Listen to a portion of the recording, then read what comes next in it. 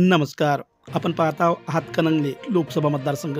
हातकणंगले लोकसभा मतदारसंघात ऐनवेळी महाविकास आघाडीचे सत्यजित पाटील सरुटकर यांच्या एंट्रीने स्वाभिमानी शेतकरी संघटनेचे नेते राजू शेट्टी यांचे गणित काहीसे विस्कळीत केले. बहुरंगी लढत होत असली तरी आघाडीचे पाटील सरुटकर, स्वाभिमानीचे शेट्टी व महायुतीचे खासदार धैर्यशील माने यांच्यातच फाईट होणार आहे. गेल्या निवडणुकीत वंचितने शेट्टीचे विजयाचे गणित बिघडवले होते, मात्र यावेळेस जातीचा मुद्दा महत्त्वाचा ठरणार आहे असे संकेत मिळत आहे.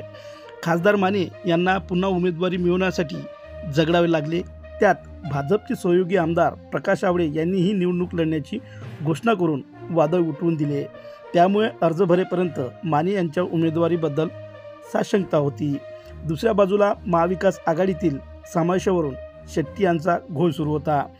शेट्टी यांनी मशाल हातात घेण्यास नकार देताच उद्धव सेनेने सत्यजित पाटील यांना रिंगणात उतरवून लढतीचे चित्रच बदलून टाकले आहे.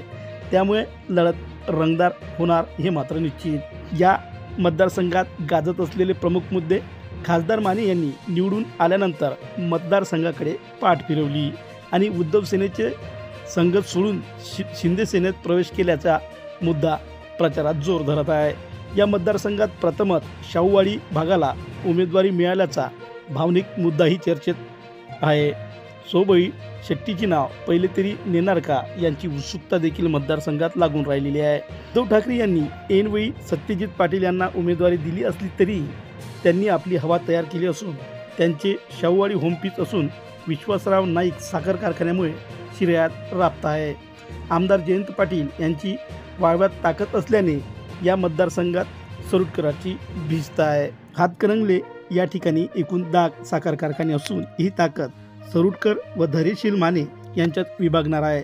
शेवटच्या क्षणी अंदाज घेऊन कारखानदार करणारी साखर पेरणीच निर्णायक ठरू शकते. निवडणुकीतील कैचे मुद्दे: गत निवडणुकीत माने यांचा विजय इचलकरंजी शहरानेच निश्चित केला होता, परंतु गेल्या 5 वर्षात पाणी प्रश्न जैसे ते आहे. इचलकरंजी अर्थकारणाचा कणा असलेल्या वस्त्रोद्योगाबाबत घोषणाचा पाऊस, परंतु प्रत्यक्षात काहीच काम नाही. पंचगंगा प्रदूषणाचे चटके या मतदारसंघाला जास्त बसतात, परंतु त्या बाबतीतही 5 वर्षात काहीच झाले नाही. शाहूवाडी पन्हाळा भागात औद्योगिक प्रकल्प नाही आणि तरुणाच्या हाताला पुरेसा रोजगार देखील नाही. 2019 काय घडले होते पाहू. धैर्यशील माने शिवसेनेकडून विजयी झाले होते 5,85,776 मतांनी, तर राजू शेट्टी स्वाभिमानी पक्ष यांना 4,89,737 मतं मिळाली होती. तर वंचित बहुजन आघाडीचे असलम सय्यद यांना 1,23,776 मते मिळाली होती.